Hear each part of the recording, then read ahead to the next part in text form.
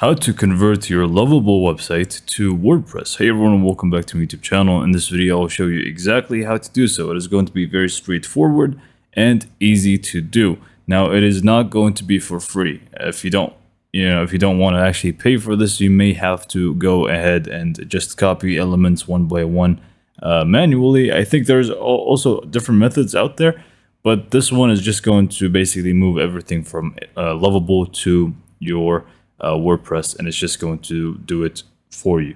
But before we jump into the video, make sure you go to the description and click on the link to get the best deal that you can get for Lovable for the lowest price. So let's just go ahead and get back to the video. Okay, so the first thing that you will need to do is just go to Lovable, and you're just going to simply download the zip file of all the code of your website. So the best way to do so is by connecting GitHub. So you can click on the plus icon from the bottom left and click on GitHub.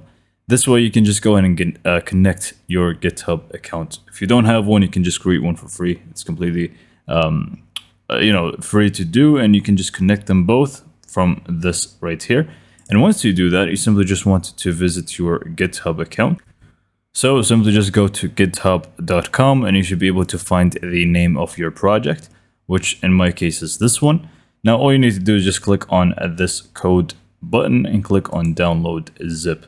This is just going to download all the code of your actual website. So this is the first step that we will need to take. Once we do that, we simply just want to go to this website, which is wpconvert.ai, and you're just going to click on generate free preview. They give you a free preview, meaning you're going to be able to check whether the website is exactly how it is or not before you actually purchase it and download the template. So just go and upload the zip file that we have just downloaded from GitHub, and also select the platform as Lovable, and now click on generate free preview.